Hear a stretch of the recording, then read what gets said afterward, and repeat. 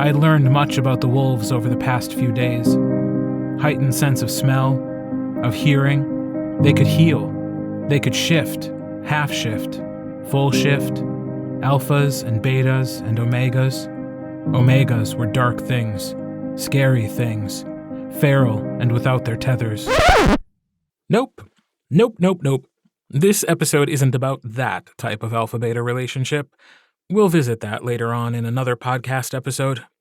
In this episode, we're going to talk about the writing process and about the relationship between TJ and his two betas, what it is, what they do, and why beta reading is an important part of a book's journey towards publication. Welcome to the Klunatics podcast.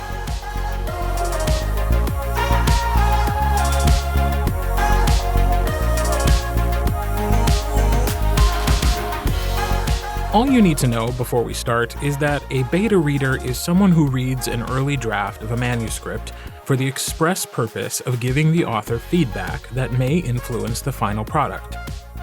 Before TJ, Lynn, and Mia get to elaborate on that, we asked a few of the other producers what they thought a beta reader was. They were supposed to take this question seriously. So, a beta reader. A beta reader will read an early copy of a book and go through and find everything that's wrong with it and then return it to the author. And then the best part is they spend the next 2 years prior to the book's release teasing the author's fan base with phrases like, "I can't wait for you to read this book," and "You're gonna love this so much," and "This book broke me," and "Let's just say it has the sexiest door scene you will ever read." A beta reader. Yeah, it's normally the third drag queen in the lineup, the first one being the alpha, the second one being the beta, and the third one coming out and making fun of the first two's outfits. That's a beta reader. Well, you see, kids, when an alpha loves a beta very much, they have a special kind of hug that, or is that omegas? Whatever it is, I'm pretty sure it happens in the woods. You know, I didn't know it was going to be this kind of podcast when I signed on. In ancient times, they were called secret keepers. You see, aside from the author, the beta reader is the one charged with the knowledge of things that could be, things that shouldn't be, and things that are yet to pass. Yeah, we should probably ask the experts. I have two. I have Mia and Lynn. And Lynn was the first to come on board back in I had other beta readers before, and it just wasn't quite working out the way that I wanted to. I don't need smoke blown up my ass. Okay. I know I can write.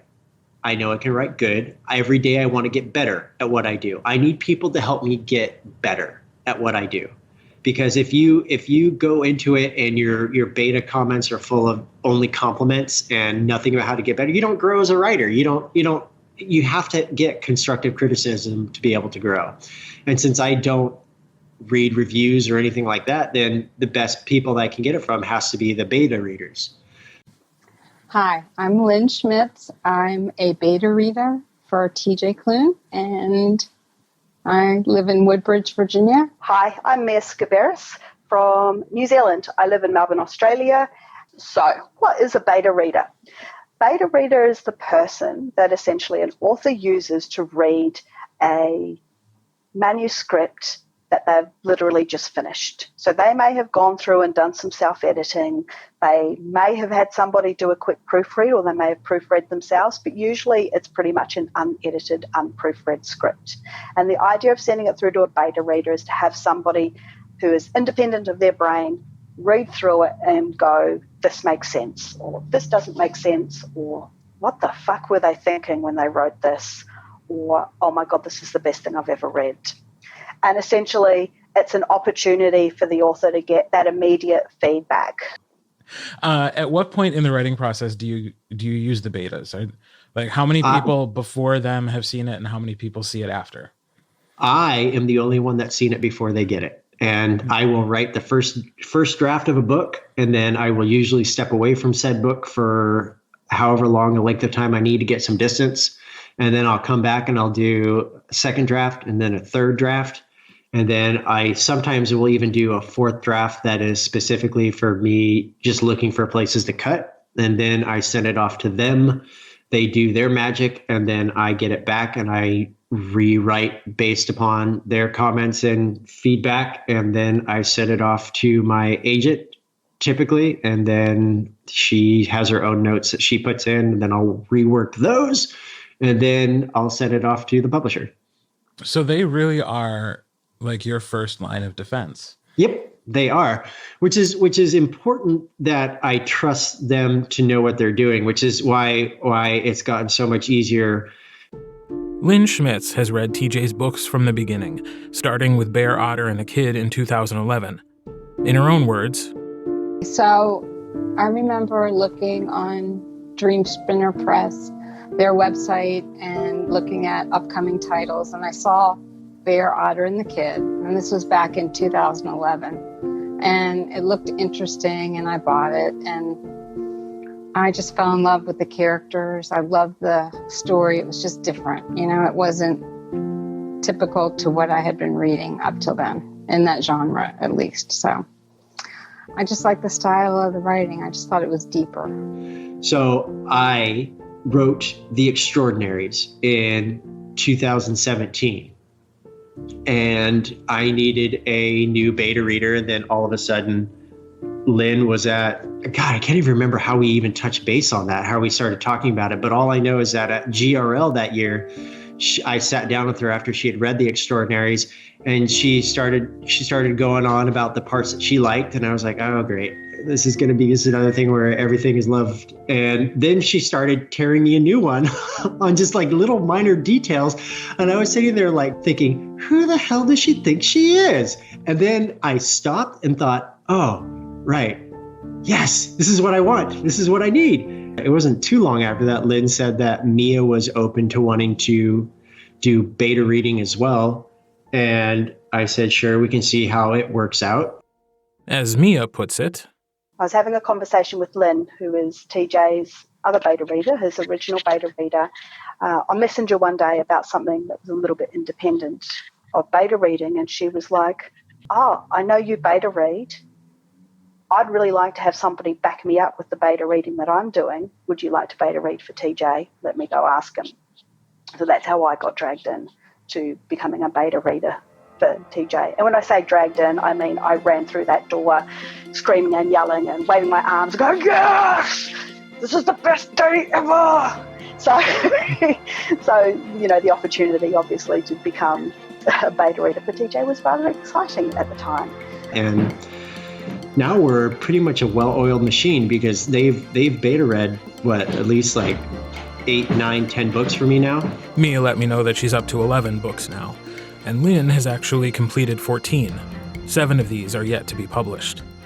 So he knew I worked with PFLAG, and I think that could be why he asked me to read The Extraordinaries. That was the first book I ever read, just to make sure that it was appropriate, it didn't have any content that wasn't appropriate for the age group, and just, whether I liked the story or not. So I gave it back to him, and I was pretty critical of it because, I love the characters, and once I fall in love with the character, you better treat him right the whole time. So I kind of told him some things like that, and I guess he liked the feedback. So he asked me the next day if I would be a beta reader for him. So I read The Extraordinaries first, and then the second book I read was How to Be a Movie Star.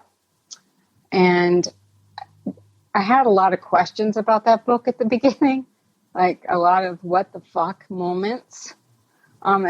And I just wished I had somebody to bounce ideas off of. And so I talked to TJ and asked if I could bring Mia on. I didn't know that she beta read. I just knew that she was super smart and very well read, and I just thought she would be good. And so it was just an instinct, and it turned out it was just a great collaboration, a great team. We worked very well together. So how does the process work? Because if you wanted somebody to bounce ideas off of, obviously that means you're not just going back to TJ and like chatting with him. So I will get a book and instructions, because usually, well, always, TJ will give me specific things he wants me to look for. things he's trying to convey, wants to make sure that I get that. And I look for those things. So I'll read it once through just for fun, really, and I'll note a few things here and there that I want to come back to. And then the second time is the hard look at it. And then the third time, and sometimes the last, is I let Microsoft Word read it to me, which is the most painful thing that you could possibly endure. But I do it because you catch little words that you wouldn't catch any other way. So after I finish my edits and put my comments together, I send that to Mia.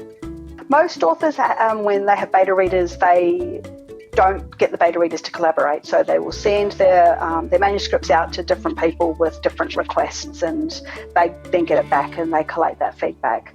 What happens with Lynn and I for TJ's beta reading is Lynn receives the manuscript first with TJ's instructions, and she will generally do a first read through and start thinking of her ideas and her thoughts and making her comments and notes on the page and recommendations and what the fuckeries and things like that. And she'll be messaging me most of the time going, oh my God, I can't wait for you to read this, and holy crap, and I don't know what TJ was thinking. And so she'll be sending me little messages and I'll be just like, oh, for fuck's sake, can you just send me the manuscript already? But she usually has it for a couple of weeks, up to 6 weeks, I think, before I'll get it. And in that time, she will usually have read it twice, maybe 2.5 times. And then she will send through that manuscript with her notes through to me so that I can start doing my read through. First read through, you'll be like, is that right? And then you'll do the second read through and you'll be like, oh, hold on, no, that's not right at all. And then by the fourth read, you're pretty comfortable that you've got it right and you're just double checking some grammar and spelling and just small things like that. But the process has changed over time because Heart Song and Brother Song, Lynn and I know I read both 4 times. And I had to read them that many times to get a really good understanding of some of the nuances of the story, to understand what's going on within the story, to make sure there are consistencies in terms of things like what people look like, what they say, the name of people. So some of the things that you have to look for when you're a beta reader are things around like consistency. And in the At First Sight series, Nana, her name is Gigi. But when we got Why We Fight, DJ called her something else and I'm like, hold on, that's not her name. And he was like, oh, I couldn't remember her name. If he wants a character to act a certain way, he wants me to make sure that they're keeping in line with that they're not too annoying sometimes, where it's too long, where it drags. I always keep count of where I put the book down because my goal is to make it not put downable. I just capitalize that, so that's a word. But, I keep track of it because there's sometimes I'm putting a book down a lot of times, and that's where I think it would be good to cut it or re-examine it at least. I asked TJ about the kinds of feedback that he receives from Lynn and Mia, as well as asking the ladies about the type of feedback they provide TJ. What were the sorts of things that stuck with them throughout the beta reading process? They'll get like a 10,000 word email from me every time I send them a book saying, hey, this is what I need you to look for this time. I use the word just like a billion times. So just make sure you go through and delete every instance of the word just when it shouldn't be in there. Because I have crutch words that I lean on. I use just, of course, I mean, in fact, I use those all the freaking time. And that's how a writer it happens. You have crutch words that you depend on. And so I have them look at that kind of stuff and cut all of that. But they are, by now, with how many books they've done for me, they are a well-oiled machine. Like, for example, The Extraordinaries 2 is 150,000 words. They've read it probably like 3 or 4 times a piece, and they got it back to me in like 2 weeks. I was like, Jesus Christ. I don't know how you guys do that, but I am okay with it. I'm lucky in that for the most part, they usually tend to agree on everything, but sometimes they don't. And that's when it gets to be my decision. Because if two people are telling you that something is wrong, that's wrong. There's something wrong then, obviously. But if one person says, I think this is wrong, or I think this needs to be fixed, and the other person says, oh, I think this is fine how it is, I have to make a decision at that point on who I think is right in that case. And there's not one person that's right more than the other. I sometimes go with what Mia says. I sometimes would go what Lynn says. And it's rare, but every now and then I say, oh, you guys don't know what the fuck you're talking about with this. So I'm going to keep it how it is. I can't let a mistake go by if I see something and not mark it, because I don't know that somebody else won't. And my goal is just to make it the best book it can be. Yeah, we find things all the time and we're questioning it. Like, why is this here? This doesn't need to be here. You know, are you trying to do something with this we don't know about or something? And I think that's why I brought Mia on, because I've gotten comments from her that made me go back and re-examine how I felt about something. And then if I can resolve that, then I'll tell TJ, this is how I felt about it at first, but now I agree with her. So being a New Zealander who lives in Australia, there are some things that TJ puts in his books that drives me nuts and I don't understand. Like, what the fuck is flatware? And it took me, and I say this to him every time, I'm like, can you use like cutlery or anything, but you know, there's certain words or phrases that are obviously very regional to his part of the US, where I'm like, nobody else in the world understands what the fuck you're going on about. But there was one where we were talking about cutlery, and he put in silverware, and we're like, they're werewolves. And he was like, oh, fucking werewolves. Because, of course, werewolves are allergic to silver. And I was just like, that's just the funniest thing you've ever, you dickhead. But it'll be things like, I really love this character, or what the fuck is going on here, or even sometimes, because he gives us pretty clear notes of the sorts of things he wants us to look for. So, for example, in Extraordinaries 2, the manuscript at the moment, he wants advice on how to remove over 20,000 words. That's a big call. That's a really hard call. So I've made a call, but he might not like it, or he might disagree, or Lynn might disagree, and that's fine. And Why We Fight, which has been released, so I can talk about that. Obviously, it's based in 2016 during the whole presidential election and all the shit that was going on there with the orange Cheeto that you guys now have as your president. And when I first read it, I was like, oh, this is really political. This is super political. And for me, I was like, is it unnecessarily political? And then by the time I went back and read it, I was like, you know what, it needs to be this political. So some of it is me self-editing as I'm going through with my feedback. I know now their editing styles, and they know now what my rough drafts look like. And it's a very streamlined process by this point. But I kind of shook that up, I think, a little bit, because I just sent them another book that is completely unlike, for the most part, something that I've never really written before. So I'm going to be curious to see what they do. It's super dark and twisted and weird. So I don't know. We're used to each other, and I know how they work. They know how I work, and it just makes things so much easier to have people like that I can trust. And they know they'll give compliments, which is nice to be able to read that, but they also know that I don't need to hear that kind of stuff. They know that it's better for me to hear what's broken rather than what works. To date, I haven't had to turn around and say, I absolutely hate this, you should delete this because it's just shit. But I have done that with other authors. So it's not just because I love TJ and his work, it's just simply I haven't been able to say something is shit so far. It's important to me. Honesty is important. I have to have honesty, because how can I become a better writer if nobody's going to be honest with me? I then asked if he'd ever had to scrap a project based on feedback he'd received or based on his own perception. Here's what he had to say. I have probably 6 or 7 half unfinished books I've written. Wolf Song. I almost didn't finish Wolf Song because I didn't like how it was going. So I stopped and wrote another book entirely and came back to it and read through it, changed some things, didn't have Ox and Mark have sex like I had originally thought I was going to. And then I was able to work through it. So What? yeah, that was my original outline. While that 3 years, 1 month, and 26 days happened, Mark and Ox were going to sleep together.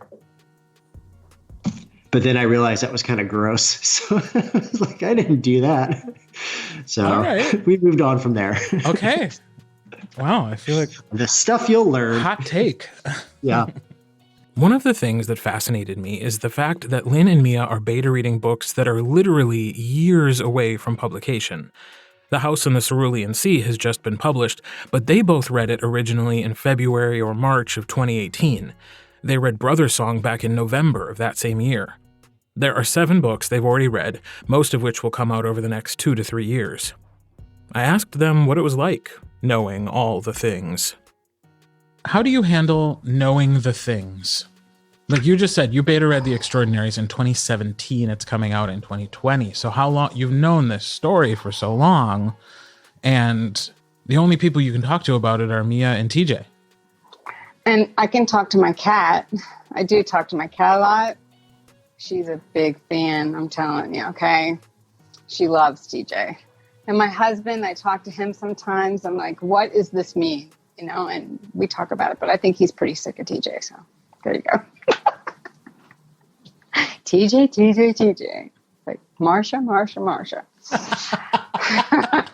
But it can be very hard knowing the things. Like Cerulean, I read in March of 2018, and it's being released in March of 2020. That is 2 years, 2 whole years of knowing the things. Mm-hmm. And like Heart Song and Brother Song, knowing everything that happened in that was, what was that? That was September, October, November of 2018. We're in 2020. So it's like you have this extreme privilege and then this extreme pain of not being able to talk about the things. I'll go to the admins, I'll go to Lisa and Sita and Elaine and go, oh my God, I'm beta reading this book and it's so fucking good and I wish you guys could read it. And they all just roll their eyes at me and go, shut up, we know, we're so jealous. That's not fair. You can go away now. So it can be very hard knowing the things. But the opposite of that means that I can help, and as Klunatics will be aware, I help TJ tease people because obviously knowing the things means I can tease the things and back him up when he teases the things. So that's always a lot of fun too. As readers, we all have our favorite books. And the ladies have their favorite beta reads, and their most anticipated books that have yet to be published. I think Cerulean was my favorite beta read because it's just such a great story. Everybody is Linus. Everybody is this character. This is the character who goes to work and, you know, he tries so hard just to fly under the radar and get his 8 or 9 hours in, you know, and he spills a salad dressing on his shirt and, you know, he's going to get demerits and it's raining and he forgot his umbrella again. I mean, we're all Linus, so I love this book. So I think I'd have to say that. But, I mean, they're all my favorite when they come out. Why We Fight, oh my gosh, that was so much fun to beta read. And In the Lives of Puppets, it's super. It really is. You'll love it. I just can't wait, but I don't talk about anything. I never have, and I can't. Well, and that's part of the job. You know, that's part of the job, yeah. And it's a big deal to me to be trusted like that with something that's so important. So I really appreciate it, and I think it's very important. Probably Brother Song because it came straight after Heart Song, and anybody who's read Heart Song wants to know what happens next.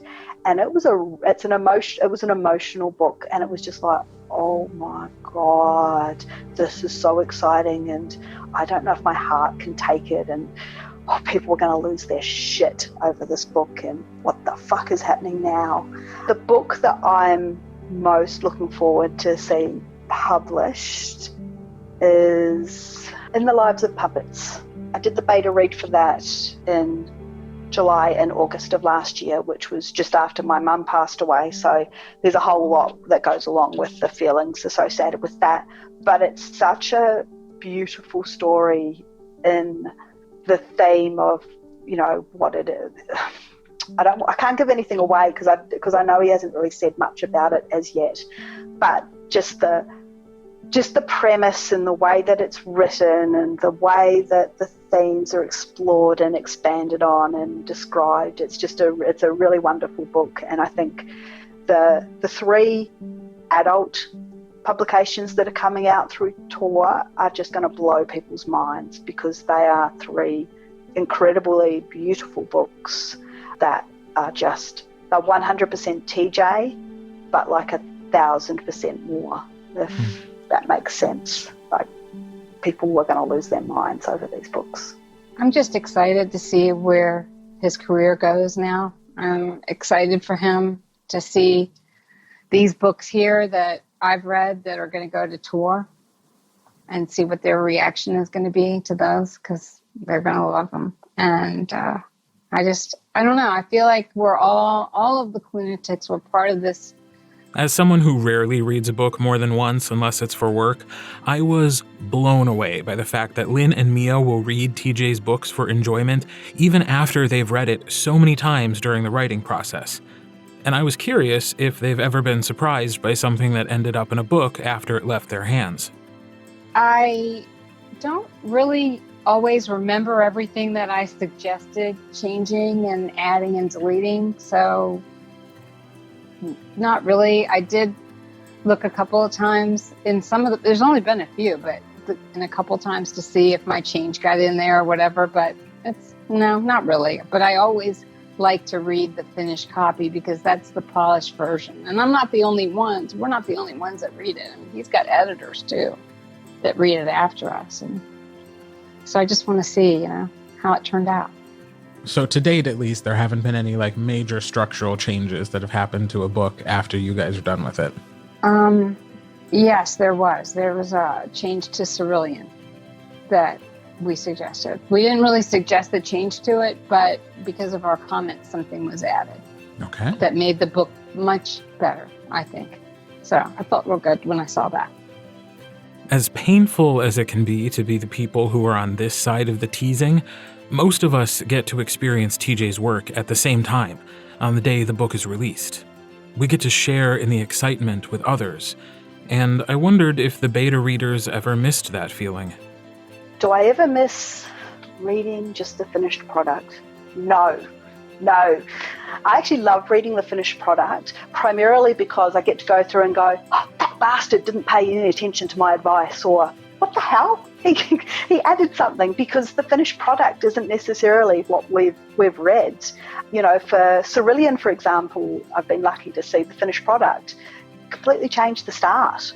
So just because we've seen a book, but, once, early in the process, doesn't mean it's the same as the book we see at the end of the process. A lot of it's the same, but every now and then he's a sneaky bastard and he'll change things, and we'll just be like, whoa, and just as excited as everyone else. Finally, I asked TJ if he had any favorite types of feedback or comments from his betas. Yeah, I do. When they both agree that something doesn't work at all. Like when they're both in agreement, A, that makes my job easier. B, I don't have to sit there and be like, okay, who has the better point with this? And C, when they both say something doesn't work, that means it doesn't work. So I can go in and fix that. And it may seem that it's better to get happier comments, but it's really not. Because if both people tell you something doesn't work, that means I need to go in and fix it. And it helps to push me to make the story better. So my favorite is when they tell me it sucks. So there you have it, Klunatics. Now you know what it means to be one of TJ's beta readers, the importance of their role in the writing process, and how crucial it is for a writer to have an open and honest relationship with their beta readers. If you have any questions for the beta readers, just ask. Lynn and Mia are both a part of the Klunatics Facebook group, or you can send us an email at klunaticspodcast@gmail.com. I'm Kurt Graves. I'll talk to you next week, when you'll be hearing some familiar voices. Look at me, I'm teasing them now. I'm like TJ Klune. What an asshole.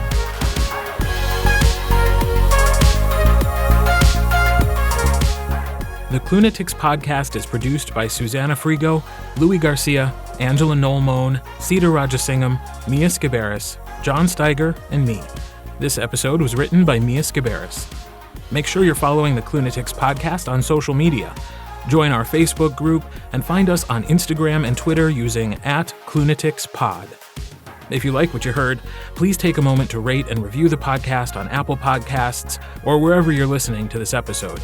We'd also love it if you told a friend. We know that there's a lot of financial uncertainty in the world right now, and we want you to know that the Klunatics podcast will always be free to enjoy. But if you want to support the podcast with a financial contribution, hit the donate button at klunaticspodcast.com. Anything we collect that exceeds our operating costs for the podcast will be donated to the Trevor Project. Additional information about the podcast, including episode transcripts and the Clune Speak Don't Be a Dictionary, is also available at klunaticspodcast.com. You can find out more about me and my work at kurtreads.com. That's KIRTREADS.com. All music and sound effects heard in this episode are licensed by Storyblocks Audio.